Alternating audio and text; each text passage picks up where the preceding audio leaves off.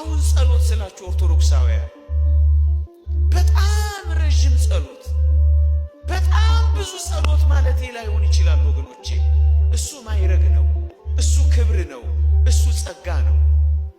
ኦርቶዶክሳውያን በዚህ ዘመን እንኳን ፀሐይ ስትወጣ በስተምስራቅ የዘረጉ ፀሐይ ስትጠልቅ በጀርባቸው የምትሆንባቸው ሰዎች ለጸሎት እንደዘረጉ የሚታዩ እንዳሉ ይሰማል።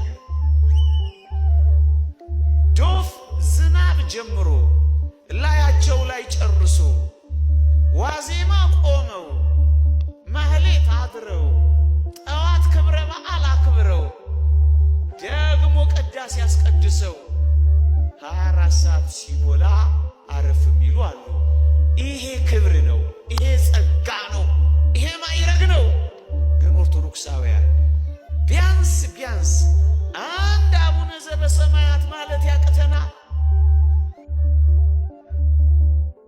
በማለዳ የሥራችሁ መጀመሪያ ብርሃኗ ስትፈነጥቅ የልባችሁ ብርሃን በጸሎት ይፈነጥቃል።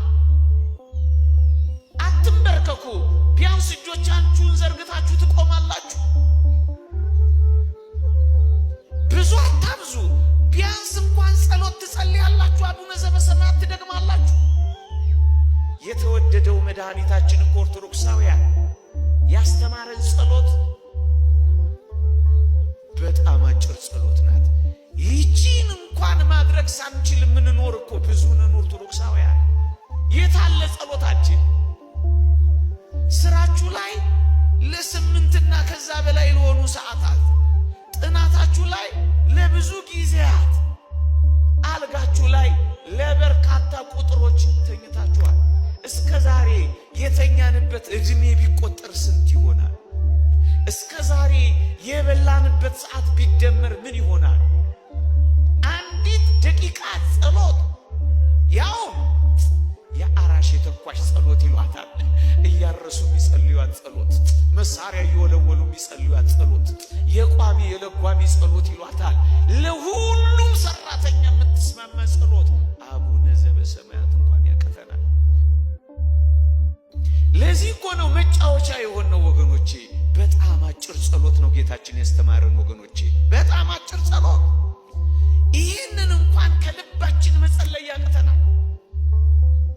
ይህን ጸሎት እንኳን 7 ጊዜ እያዛጋን ማለት ይገባን ነበር ኦርቶዶክሳውያን።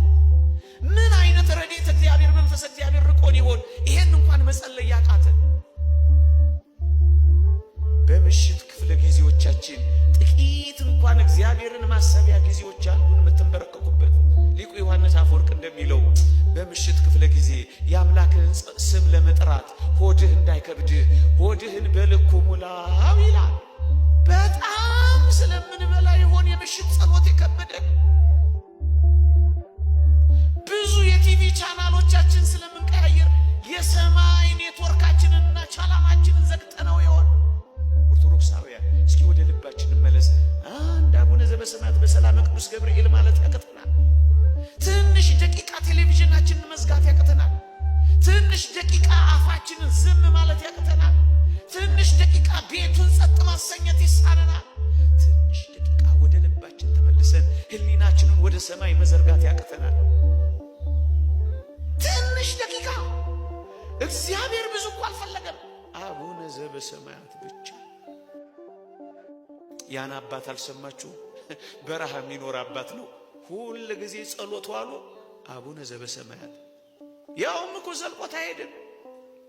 አባታችን ሆይ አባታችን ሆይ አባታችን ሆይ አባት